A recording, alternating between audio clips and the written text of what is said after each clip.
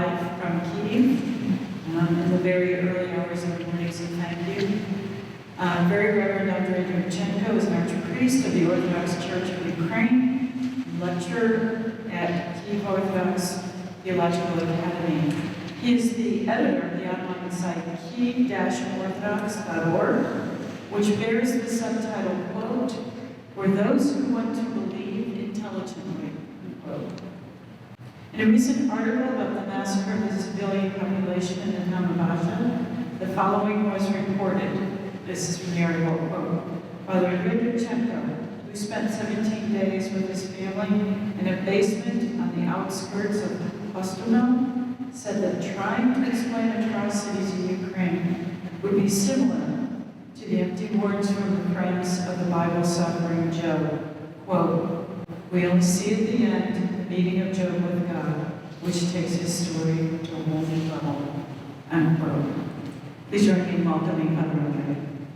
In this wonderful event, with prayer service and discussions about ecumenism and peace movement in Ukraine.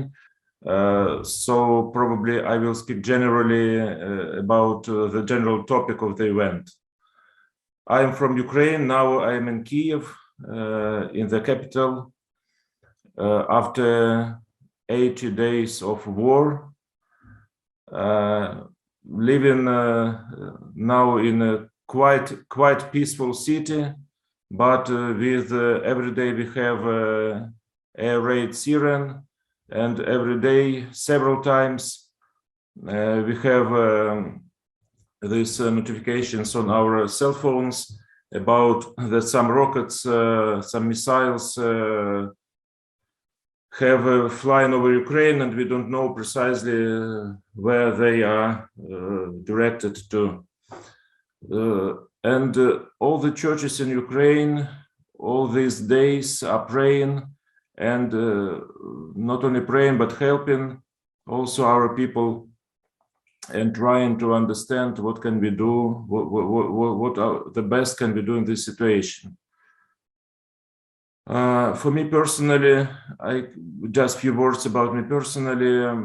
I spent the first 16 days of this war in the very heart of fightful events near Kyiv, in my private house near the town of Gostomel, near the airport that was captured in the very first day of the war. I mean this invasion, because the war has started not on February 24th of this year, but actually the war started 8 years ago. But what we have now is the second period of the war, with a big invasion from Russia, with a prompt to capture the city of Ukraine, the capital of Ukraine, city of Kyiv. So first 16 days I saw some Russian soldiers, and on the second day of war, my village near the airport of Gostomel was occupied by Russian troops, and until my rescue, we spent almost all day and nights in the basement of my house, with no light, no electricity, no heating. It was winter. It was outside was quite cold, but we survived well, thanks to God. And all, probably the best that I learned during these days, that it is only God, only Christ, to whom we can trust, and to whom I can put all my hope. And this is the only to whom I can hope, I can trust. In all this period, our churches in Ukraine, I will speak mainly about Orthodox churches, because I'm Orthodox, and I have roots in Ukrainian Orthodox Church of Moscow Patriarchate, where I was ordained as a deacon and as a priest by His Beatitude late Metropolitan Volodymyr Sabodan. And since December 18 of 2018, December 15, sorry, since Unification Council, I am a priest of Orthodox Church of Ukraine, the Autocephalous Church of Ukraine, which obtained Thomas from Patriarch Bartholomew just after 2 weeks of the council. So I have my friends in both churches, I mean, Church of Moscow Patriarchate in Ukraine and of Ukrainian Orthodox Church of Ukraine, Autocephalous Church. And my heart is painful about my fellow brothers and concelebrants who are now in Moscow Patriarchate and who are seeking how to behave in this situation and what can they do in this situation. Because as you probably know, since the first days of the war, the head of Moscow Patriarchate in Ukraine, Metropolitan Onufry of Kiev, made a statement. It was his first statement, and until now this is the only statement in which he clear named this invasion as a war, as an aggression, military aggression against Ukraine from Russia. And in this statement, Metropolitan Onufry clearly said that defending the sovereignty and integrity of Ukraine, he says that he appeals to President of Russia, Putin, asking for an immediate end to this fratridical war. This was, as I say, the first and the only statement until now from Metropolitan Onufry, but among the clergy of Ukrainian Orthodox Church of Moscow Patriarchate, there is a big movement from grassroots, from parishes, from some priests who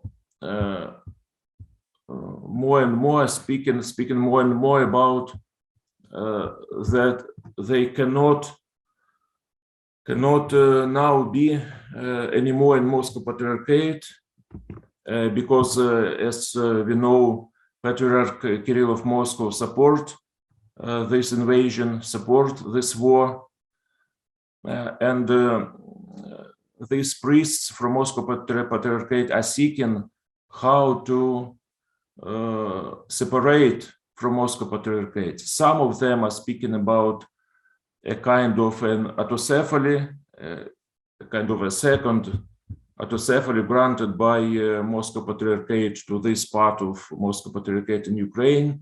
Some of them are speaking about joining Ecumenical Patriarchate, probably as a kind of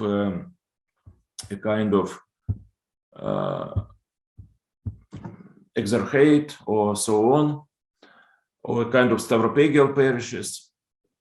We don't know still how can it be possible, because we have one autocephalous church, and it's clear that there cannot be two autocephalous churches on the same territory.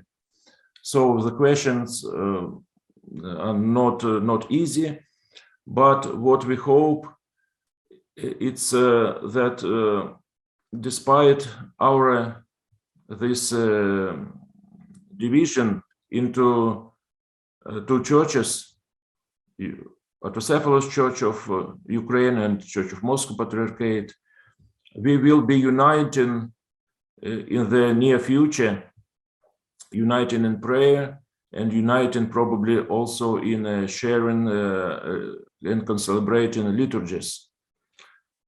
Our fellow brothers from Moscow Patriarchate now understand that most of what has been said to them from Moscow, from the head of the church of Patriarch Kirill, it's a kind of propaganda. I mean, the kind of so-called Russian world, Ruski Mir. And for me, now probably they're afraid of doing the second step. The second step is to recognize and to accept that what had been said about the Orthodox Church of Ukraine from the side of Moscow, it's also propaganda and nothing more than propaganda. That we are a canonical church and not a schism. The schism is the situation between the churches, not a characteristic of only one of the church. I don't know if it's needed to be said that our Orthodox Church of Ukraine now is supporting our soldiers and supporting all the volunteers and all our churches, both of Moscow Patriarchate and of Ukrainian Orthodox Church, Autocephalous Church, are sharing humanitarian help and some meals and other goods with all the people in need, especially in destroyed regions and in the front line. Some of them is being recorded on media. Much more is doing without putting it on medias. As our Metropolitan Epiphany continued to say that our church is open.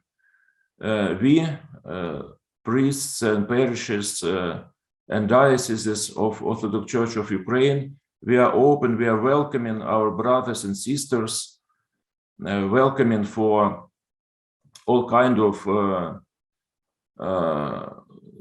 shared work, what can we do now, and welcoming for also praying together, and welcoming for joining us and joining the Thomas granted by Ecumenical Patriarch. Probably you know that in recent days there was a synod of Orthodox Church of Moscow Patriarchate in Ukraine. And in this statement, it was very surprising for many of us that there was said, I can quote a part of this statement, we note, they said, with sadness that all these facts, I mean the war, are the result of erroneous religious policy during the presidency of Petro Poroshenko and the destructive ideology of the so-called Orthodox Church of Ukraine. We are convinced that such activities of the previous government and the Orthodox Church of Ukraine became one of the reasons for the military invasion of Ukraine. So this statement was very surprising for many of us. After this synod of Orthodox Church of Ukraine gathered, and Orthodox Church of Ukraine on its synod answered to the statement and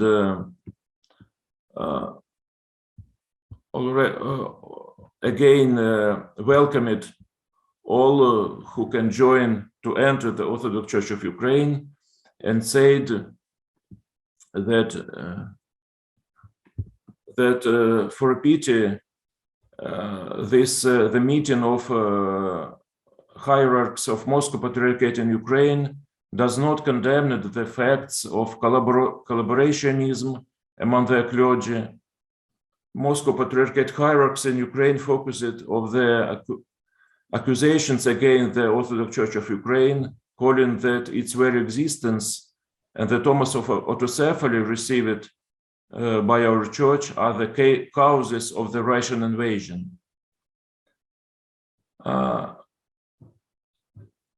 Our synod said, didn't you, the hierarchs of MP in Ukraine, notice that the war started long before the Unification Council in Hagia Sophia and the receipt of Thomas began?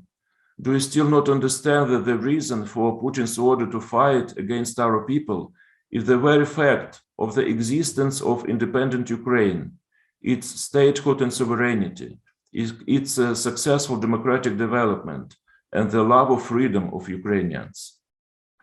So, end of quote. I must say that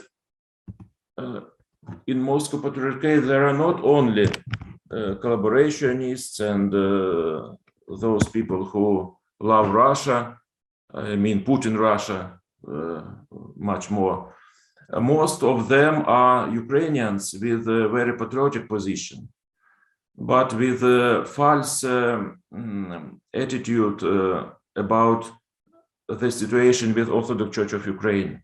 And what we need now, it's a great work of opening eyes for each other,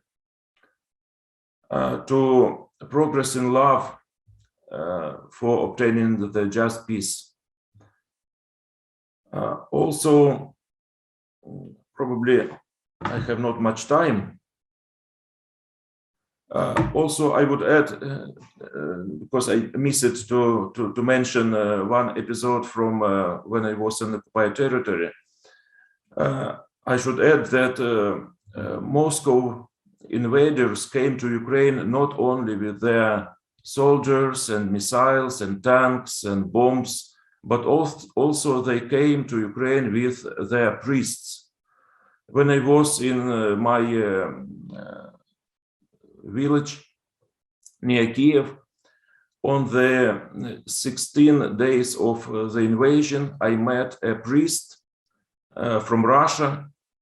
It was a military priest who came with the Russian troops to support the Russian soldiers. I met him on my street. He was walking with a cassock, and he welcomed me and asked if I am a priest. And he said his name, but later I understand that he was introduced with different names to different people, so I do not know what his real name is. And we had a brief conversation about the situation here.